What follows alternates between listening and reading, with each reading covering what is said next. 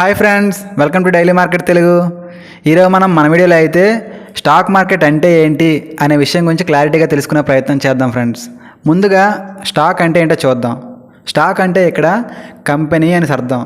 అంటే ఎగ్జాంపుల్, 1,00,000 రూపాయలని ఒక 10 కంపెనీస్లో నువ్వు ఇన్వెస్ట్మెంట్ పెట్టావనుకుంటే ఆ 10 కంపెనీస్ని నువ్వు 10 స్టాక్స్గా చెప్పుకుంటావు అనమాట. నీ ఇన్వెస్ట్మెంట్ అనేది 10 స్టాక్స్లో పెట్టుబడి పెట్టడం జరిగింది అని చెప్పడం జరుగుతుంది అనమాట. అర్థమైందా? మీకు క్లారిటీ వచ్చిందా?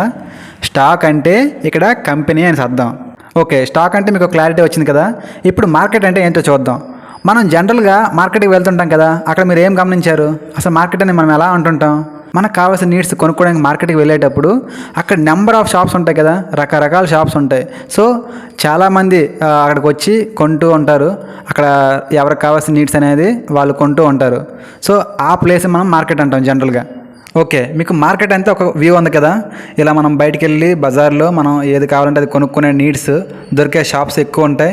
సో ఆ షాప్స్ దగ్గరికి వెళ్ళి మనకు కావాల్సిన నీడ్స్ మనం కొనుక్కుంటాం కనుక ఆ ప్లేస్ని మార్కెట్ అంటాం.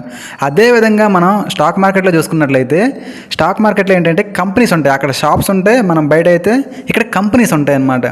ఆ కంపెనీలో రకరకాల కంపెనీస్ ఉంటాయి. సో బ్యాంకింగ్ సెక్టర్లో కంపెనీస్ ఉంటాయి, ఇప్పుడు ఐటీ సెక్టర్లో కంపెనీస్ ఉంటాయి, అలాగే ఫార్మా సెక్టర్లో కంపెనీస్ ఉంటాయి. ఇలా డిఫరెంట్ సెక్టర్స్లో డిఫరెంట్ టైప్స్ ఆఫ్ కంపెనీస్ ఉంటాయి. ఇలా టైప్స్ ఆఫ్ కంపెనీస్లో ఎవరికి నచ్చిన కంపెనీలో వాళ్ళు అనమాట పెట్టుబడులు పెడుతూ ఉంటారు. సో అలా పెట్టుబడులు పెట్టడం కోసం ఇక్కడ ఎక్స్చేంజెస్ అనేవి ఖచ్చితంగా ఉంటాయి. సో ఈ ఎక్స్చేంజెస్ ద్వారా ఆ కంపెనీలు మార్కెట్లో లిస్ట్ అవ్వడం జరుగుతుంది. ఇక్కడ ఎక్స్చేంజెస్ అంటే ఏంటంటే, ఇప్పుడు ఎన్ఎస్సి, బిఎస్సి అని మీరు పేర్లు వినే ఉంటారు స్టాక్ మార్కెట్లో. అసలు ఈ ఎన్ఎస్సి అంటే ఏంటి, బిఎస్సి అంటే ఏంటి అనే విషయాల గురించి మీకు తెలియాలి అంటే మన ఛానల్లో ఆల్రెడీ డెడికేటెడ్గా వీడియోస్ చేయడం జరిగింది. సో ఒకసారి డిస్క్రిప్షన్లో అయినా లింక్స్ ఇవ్వడం జరుగుతుంది. వాటిని ఓపెన్ చేసి మీకు టైం ఉంటే చూడడానికి ట్రై చేయండి. లేదంటే మన ఛానల్లో కూడా అవి అవైలబుల్లో ఉంటాయి ఆ వీడియోస్. సో ఈ ఎన్ఎస్సి, బిఎస్సి గురించి క్లారిటీగా దాంట్లో వివరించడం జరిగింది. ఓకే, అది కాన్సెప్ట్ మనం పక్కన పెడితే ఎక్స్చేంజెస్ గురించి. సో ఇక్కడ స్టాక్ మార్కెట్కి వచ్చేసరికి ఏదైనా ఒక కంపెనీలో ఇన్వెస్ట్మెంట్ పెట్టాలనుకుంటే ఆ కంపెనీ అనేది ఖచ్చితంగా ఏదో ఒక ఎక్స్చేంజ్లో లిస్ట్ అయి ఉండాల్సి ఉంటుంది. ఈ ఎలా లిస్ట్ అవుతుందంటే ఐపీఓ రూపంలో పబ్లిక్లోకి రావడం జరుగుతుందన్నమాట. అంటే ఐపీఓ అంటే ఏంటంటే ఇక్కడ ఇనీషియల్ పబ్లిక్ ఆఫర్.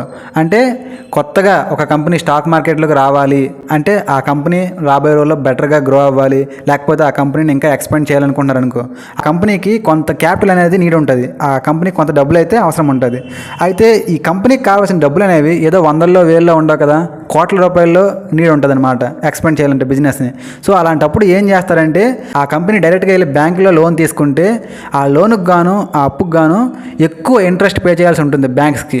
సో రాబోయే రోజుల్లో ఆ కంపెనీ బెటర్గా పెర్ఫార్మెన్స్ చేయలేకపోతే, బై ఛాన్స్ ఒకవేళ చేయలేకపోతే, అలాంటప్పుడు లాస్ని కూడా మేక్ చేయాల్సి వస్తుంది.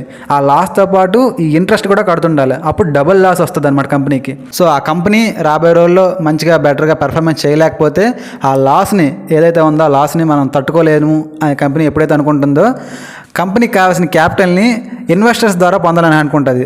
అలాంటప్పుడు ఆ కంపెనీ ఏం చేస్తుందంటే కావాల్సిన డబ్బుల్ని చిన్న చిన్న పార్ట్స్గా ఈక్వల్గా డివైడ్ చేసి పబ్లిక్లోకి వచ్చి ఇంట్రెస్టెడ్గా ఉన్న వాళ్ళకి ఆ కంపెనీ షేర్స్ అవైలబుల్లో ఉంచడం జరుగుతుందన్నమాట. దీన్నే ఐపీఓ రూపంలో స్టాక్ మార్కెట్లో లిస్ట్ అవ్వడం అంటారు. ఈ స్టాక్ మార్కెట్లో లిస్ట్ అవ్వాలంటే ఖచ్చితంగా ఏదో ఒక ఎక్స్చేంజ్లో అయితే ఎన్ఎస్సిఆర్, బిఎస్సి, మన ఇండియాలో చూసుకున్నట్లయితే ఎన్ఎస్సిఆర్, బిఎస్సి ఎక్స్చేంజెస్లో ఖచ్చితంగా ఏదో ఒక దాంట్లో కానీ రెండింటిలో కానీ లిస్ట్ అయ్యే ఛాన్స్ ఉంటుంది. సో అలా లిస్ట్ అయితే మాత్రమే ఆ షేర్స్, ఆ కంపెనీ యొక్క షేర్స్ మనం డైరెక్ట్గా మనం కొనుక్కోవడం, అమ్ముకోవడం అనేది డైరెక్ట్గా డీమ్యాట్ అకౌంట్తో మనం చేసుకోవచ్చు. ఓకే, అలా ఇన్వెస్ట్మెంట్ మనం చేసినప్పుడు మనకేంటి ప్రాఫిట్ అని అనుకుంటారా? సో ఆ కంపెనీ అయితే మార్కెట్లోకి వస్తుంది. ఆ కంపెనీలో మనం షేర్లు కొనుక్కున్నట్లయితే ఆ కంపెనీ రాబోయే రోజుల్లో బెటర్గా పెర్ఫార్మెన్స్ చేయడం కోసం, డెవలప్ చేయడం కోసం, బిజినెస్ ఎక్స్పాండ్ చేయడం కోసమే కదా మార్కెట్లోకి రావాలనుకుంటుంది. అలాంటప్పుడు ఆ స్టాక్ మార్కెట్ లిస్ట్ అయినాక ఆ కంపెనీ వచ్చే డబ్బులతో ఆ కంపెనీ యొక్క గ్రోత్ కానీ మంచిగా చూపించినట్లయితే, మంచి ప్రాఫిట్స్ని గెయిన్ చేయగలిగితే, ఆ కంపెనీకి వచ్చే ప్రాఫిట్స్లో నువ్వు ఎంత మొత్తంలో అయితే నువ్వు షేర్స్ కొంటావో అంత మొత్తంలో నీకు తగ్గ వాటా ప్రాఫిట్స్ అనేవి నీకు కూడా రావడం జరుగుతుంది ఆ కంపెనీ వాటాలో. ఓకేనా? నువ్వు ఎంత మొత్తంలో అయితే షేర్స్ కొంటావో ఆ షేర్స్కి తగ్గట్టు వాటా అనేది ఆ కంపెనీకి వచ్చే ప్రాఫిట్స్లో నీ వాటా నీకు రావడం జరుగుతుంది. ఇన్ సింపుల్ టర్మ్స్ మనం చూసుకున్నట్లయితే, మనం ఇన్వెస్ట్మెంట్ ఆర్ ట్రేడ్ చేసుకునేటప్పుడు ఇక్కడ ట్రేడ్ అంటే ఏంటంటే ఒక షేర్స్ని బై అండ్ సెల్ చేస్తుంటాం కదా, దాన్నే ట్రేడింగ్ అంటారు. సో ఈ ఇన్వెస్ట్మెంట్ అయినా ట్రేడింగ్ కోసమైనా ఆ కంపెనీస్ యొక్క షేర్స్ని లేదా సెక్యూరిటీస్ని త్రూ ఎక్స్చేంజెస్ ద్వారా బై ఆర్ సెల్ చేసే ప్లేస్నే స్టాక్ మార్కెట్ అంటారనమాట. ఓకేనా, మీకు ఒక క్లియర్ వ్యూ ఫామ్ అయిందా? ఓకే ఫ్రెండ్స్, ఇది ఫ్రెండ్స్ మన వీడియో. మీకు మన వీడియో నచ్చినట్లయితే, ఈ కాన్సెప్ట్ అర్థమైనట్లయితే మన ఛానల్ని సబ్స్క్రైబ్ చేసుకోండి. ఒక చిన్న లైక్ చేసి సపోర్ట్ కూడా చేయడానికి ట్రై చేయండి. ఓకే ఫ్రెండ్స్, మళ్ళీ ఒక ఇంట్రెస్టింగ్ వీడియోతో మీ ముందుకు వస్తే అంతవరకు take care, have a great day for you.